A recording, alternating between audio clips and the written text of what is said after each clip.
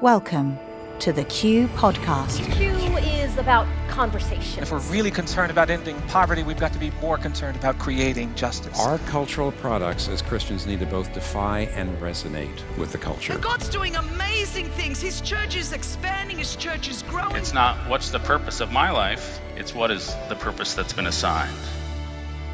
Stay curious, think well, advance good. This is Q.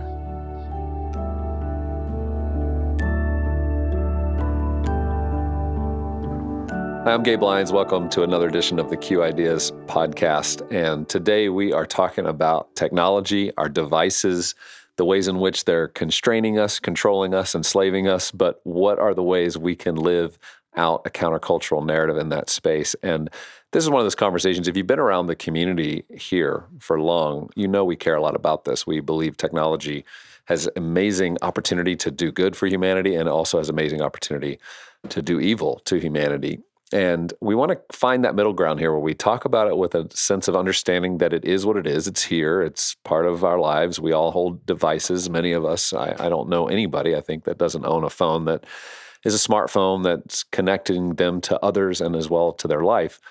But we also want to rise above that because in some ways we live in this assumption that this just is the way it is. It's the only way we can live. We don't have any options or choices, and it's good. And I think today you're going to be so appreciative to hear a perspective on this that helps us think a little bigger about it and to think about what are some of the implications we haven't considered about what this is doing to our minds, to the way we think and operate, to the things we value and worship. And I don't think you're going to feel down about this. I think you're going to feel encouraged as you hear this conversation with Felicia Wu Song. And she's amazing. She has her doctorate from the UVA. She's out at Westmont College now where she serves as a professor of sociology, but she's a cultural sociologist of media and digital technology. She's written 2 books, and her most recent one is the one I wanted to dive into with her today called Restless Devices, Recovering Personhood, Presence, and Place in the Digital Age. And you've heard other people that we've had present around these topics, even this most recent year, Andy Crouch, Kelly Kapic, Kara Powell. We've talked about technology really since we began our Culture Summit 15, 16 years ago, because we could see how much it would start to become part of our lives. In fact, I remember in 2009 at our event, our Culture Summit we did in Austin, Texas, there at the theater downtown on 6th Street. And coming in for an evening session, we had Shane Hips giving a talk, and he was one of the first to talk about the way devices were shaping us. And so everyone who was attending had to check their phone at the door in the lobby. We took their phones, put them in little cases with their names on them, and they had to check their phones, had to come in for the whole evening session without a phone. And the look on their faces that we were asking them to do this was amazing. And again, this was just 2009. Could you imagine doing that today, saying you have to put your device, you can't bring it in with you. We're checking it just like we check a coat. And I've cared a lot about this because I think if we as Christians can think well about this, we will have so much to offer to our friends, to those who are struggling and don't always know why.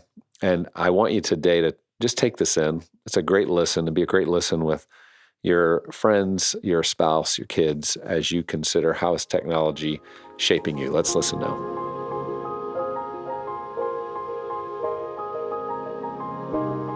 Well, Felicia, welcome to the Q Ideas podcast. It's great to have you here. Thank you so much. It's great to be with you.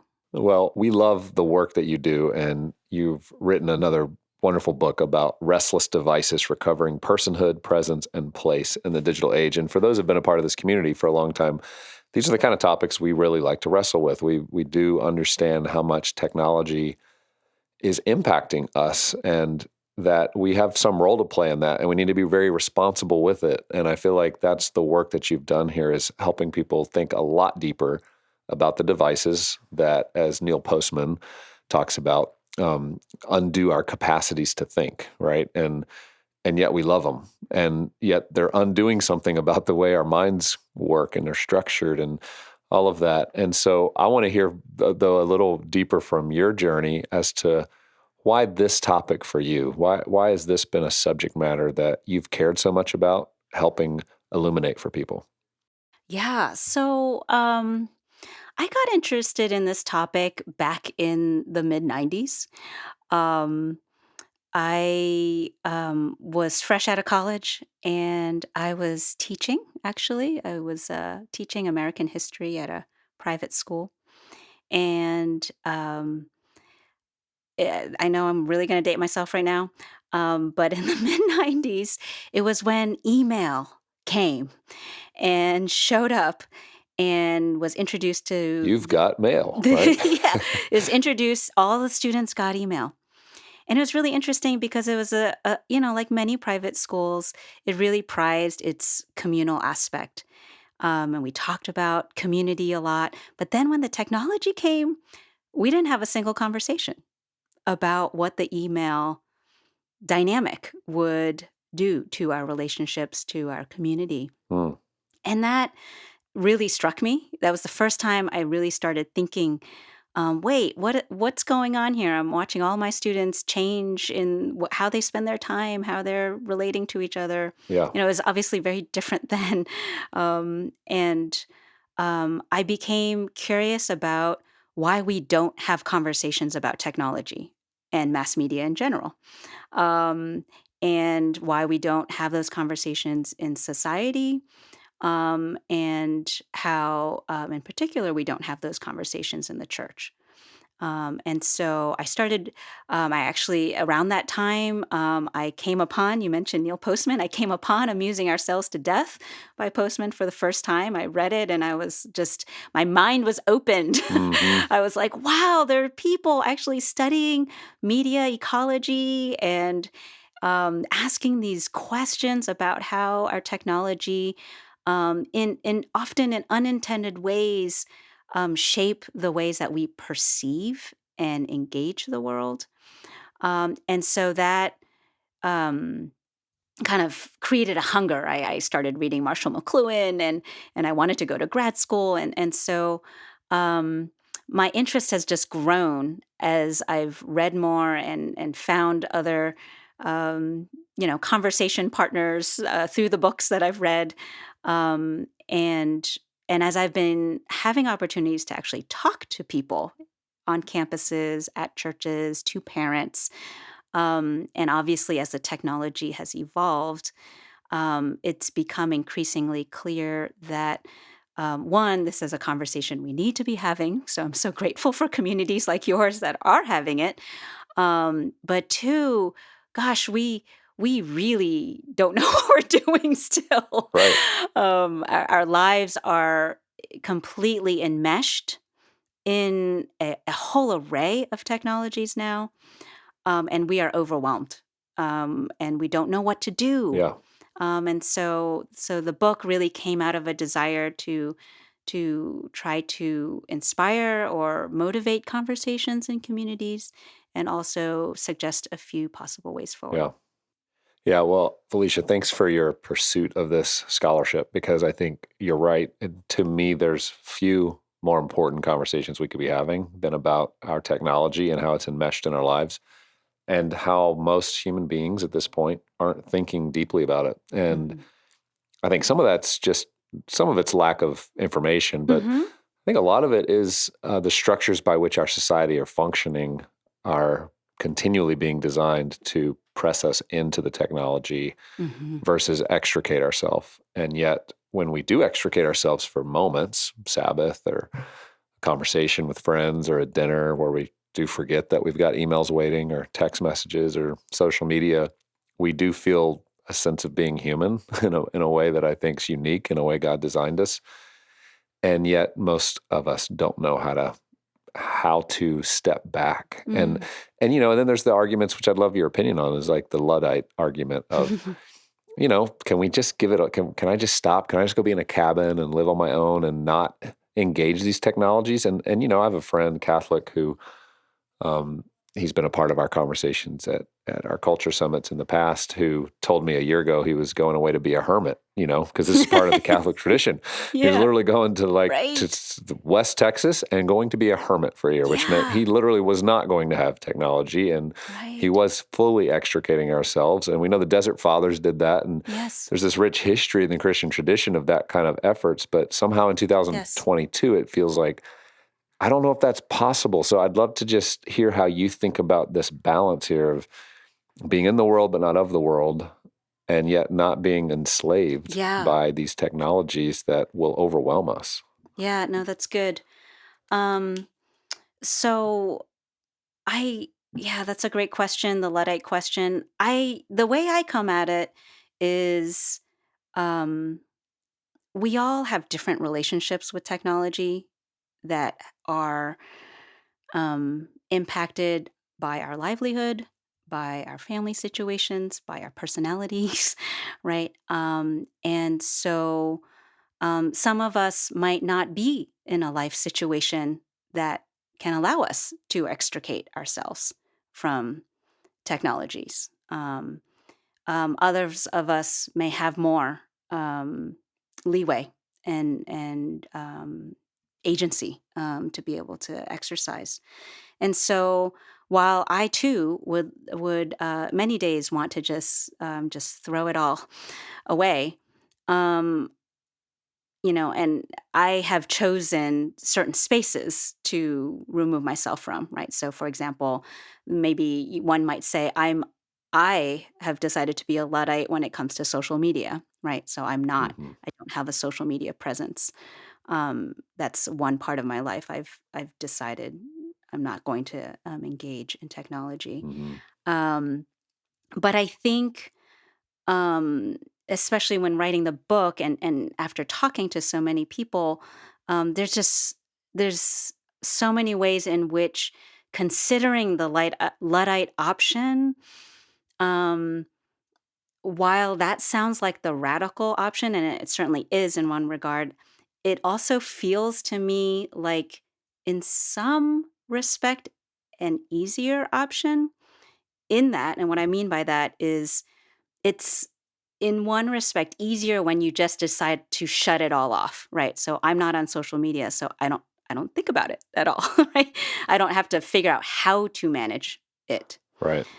However, those for those aspects of our lives that are continuing to be enmeshed in technologies, whether we have a smartphone or we are on email or on social media or a whole array of things, then it becomes much more challenging um, with regards to how to develop a relationship with those practices of our usage that is characterized by freedom rather than compulsion, or I would even use the word enslavement. Yeah. um, and that's, to me, the space I'm interested in trying to suss out, because I feel like that's actually where most people live. Most people, whether it's work, family, school, right? If you're a college student, if you choose to be a college student, you can't not use technology these days, right? Right. And so that's the part in the book that I try to argue, and I hope that the sociological insight is helpful to say it's not, when we talk about technology, we're not just talking about devices or platforms or, certain services. We are talking about engaging what is now completely embedded in our institutional lives, right? Like if you want to go to school, even for many children now, K through 12, you're dealing with technology, right? If you want to go to work, for so many people, so much of their work requires engagement and attention to certain technologies. Even the ways that we run our households, if you want to engage with other households and have friends, right? It's just so integral now. So Yeah. to our institutional, different kinds of social institutions and economic institutions, that to participate means that you need to engage the digital lives in some way. And so to me, the question is, how do we engage without being beholden to it or having it drive us? The future of the church depends on the treasure of orthodoxy. We may think that orthodoxy is stuffy and constraining, that it's overly narrow. We can be tempted to think that moving away from orthodoxy and testing its boundaries is the more inclusive, more freeing place to be. In his new book, The Thrill of Orthodoxy, Trevin Wax turns the tables on those who believe Christianity is narrow and outdated. Orthodoxy might not be glossy and glamorous, but it is ancient, majestic, global, and full of adventure. Order The Thrill of Orthodoxy at InterVarsity Press and use the code THRILL30 to get 30% off. That's ivpress.com, code THRILL30 for 30% off. I've watched that happen with students going into college and the requirements of the college for the technology that's got to be used and the systems that you have to learn. Like they spend half their time trying to figure out the systems, not learning information or education or knowledge, but literally just trying to figure out how to function so they can turn in things properly. And it's just, and I think you're right. It's become such an embedded piece of our world. And now we look, and I know you don't write about this in this project, but certainly your work would include just how much the technology is now being embedded in all of our lives. And the devices are a big part of how we are going to be surveilled and how our biometric data and very personal, private information is now looked at as just part of public consumption and the Internet of Bodies. I mean, there's a lot of things people that are listening to this are like, what are you talking about? They've never heard of these things. But they're being developed and built because it seems that there's a vision for this technology that those who design and build, really are innovating. They're driven by a view of life that says we want to make humans be more efficient and better. But I talked about that at our last Culture Summit. There's a view of man as a machine that tends to drive this view that can be mechanized, and it's a mechanist type view of human beings that is running rampant right now. And it seems you're arguing for Christians to go, wait, we have something unique and beautiful to offer to the world that is called personhood.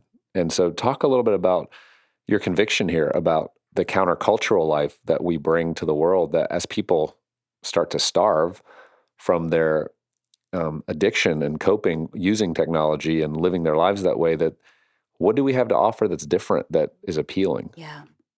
So I think what's so challenging about so many of the existing digital technologies, and even the ones that you speak of, right? This future that is coming really fast, of different ways that technologies can be employed to gather data about us, and arguably for particular goods.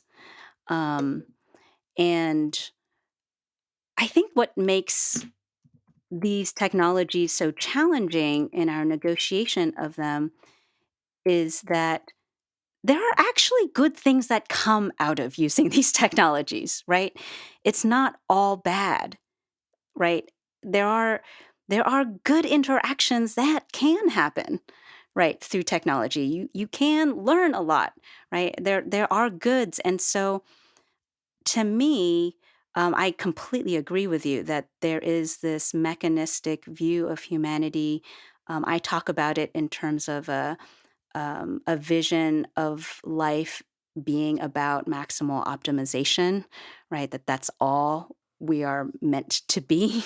Or, and I think for the Christian, right, this is where I like to think about technology as an issue of discipleship, because for the Christian, the person of faith that um, has particular commitments about our personhood as being one um, characterized by relationship, as a reflection of who God is in the Trinity, and that relational uh, dimension of ourselves is worked out in our bodies, right? That we carry presence with us, and that presence is also one that God has designed for us to be embedded in time, embedded in place.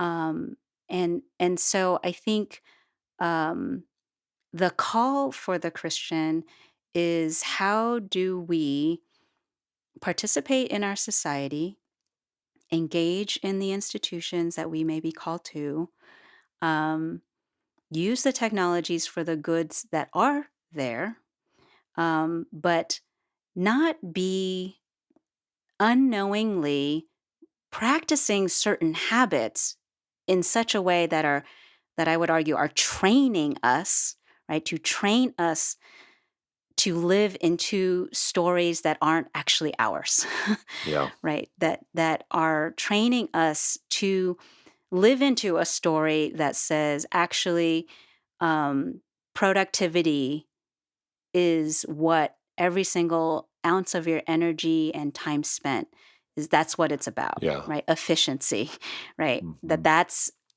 the ultimate good, right? So many of our practices train us in that way, in ways that we don't even realize, Right. right? That we are becoming impoverished, Mhm. and so that to me is what's so interesting.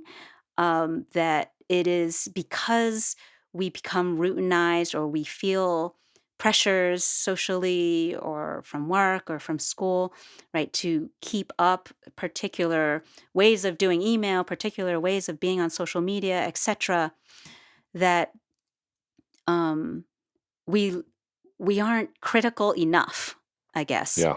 of the ways we are being trained, and we don't see that we are becoming consumer minded in how we treat other people or how we even quote market ourselves on social media because it is the norm, one, in those digital spheres. Yeah. But I would also argue it is part of a long standing narrative of consumer culture, of productivity and efficiency in American culture, right? Like these aren't new things that just came up when we started using digital technologies, right? Right. These are values and priorities that are long standing in the Western Yeah. tradition. Yeah, they were Um, exacerbated maybe through Exactly, handheld right. devices and Exacerbate, yes. Amplified,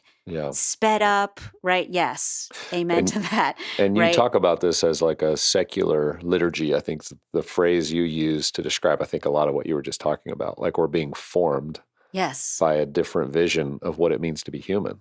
And we're not taking Mhm. into account God's design maybe of perhaps was human. And I love how much you point out the efficiency thing. I see that in my own life all the time, how much I think the most valuable thing is efficiency. Mhm. And that's a secular liturgy that I've bought into. Mhm. That's not necessarily God's economy of how he thinks about time, Yeah. people, presence, Mhm. transformation.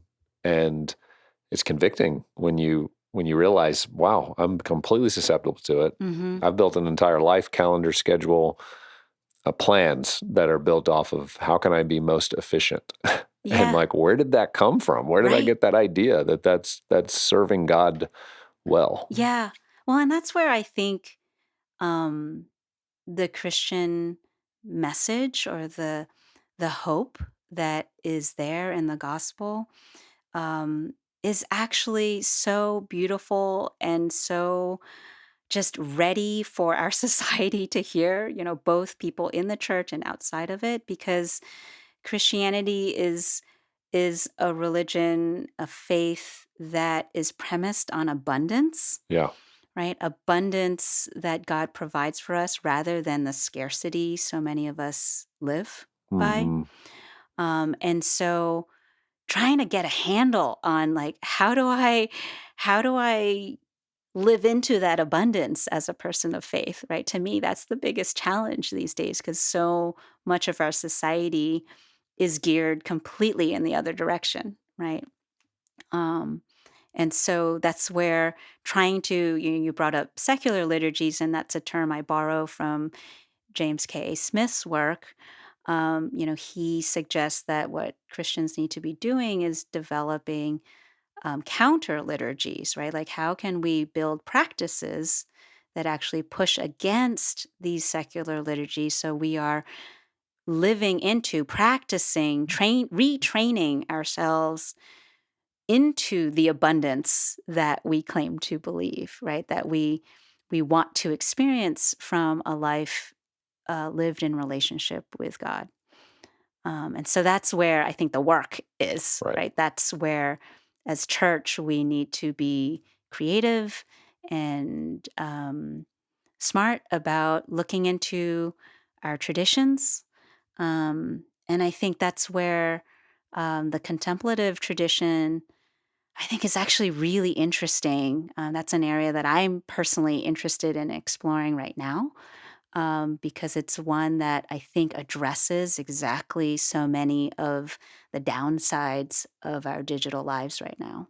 Yeah. Well, it's so fascinating. I love the work that you're doing. In conclusion, would you just speak to the pastors, leaders, business leaders, parents, listening to this, like me, feeling like, man, I've got so much work to do. Like I'm just caught up in the use of this and I don't know where to start. I'm a little overwhelmed. It's just easier to keep doing things the way I've been doing them because it's familiar. I think you've given us a good taste of like the value of change. What would be a good step people could take as they look at their week ahead and go, let me do something to extricate myself a little bit from what I'm currently doing so that maybe I can leave some space to reconsider how much this technology is forming me. Yeah.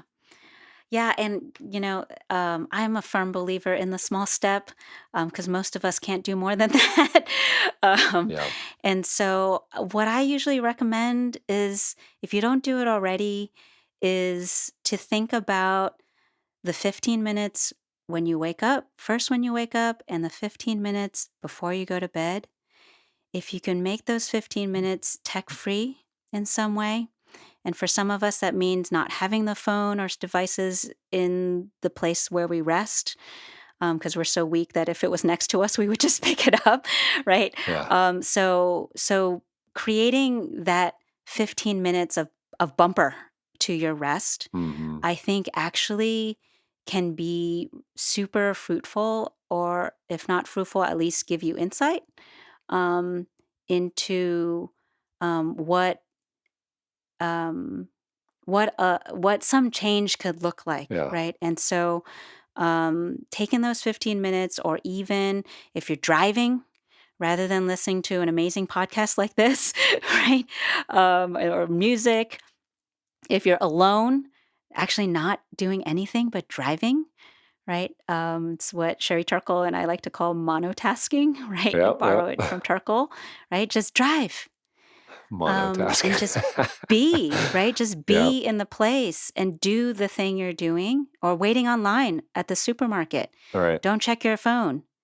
Just stand there Yeah. and wait. Yeah. That's good. And those are the little experiments that I encourage people to do, and just find out what that's like. For some of us, it's going to be scary. And for others of us, it might be super relaxing. Whichever one it is, it's not a judgment on anything, right? It's helpful to start, finding out, okay, what's going on here Yeah. in my life with the tech, Yeah. That's good. and that might motivate some change. Well, thank you, Felicia, for just helping us think about this at a deeper level. And I know people are appreciating this. And your book, Restless Devices, is a wonderful book to help people go deeper into this conversation, thinking about what's forming us at the cultural level and how we can be people that are present and exhibiting our personhood that God's called us to exhibit. And I think this is going to help all of us do better. So thank you. Thank you so much.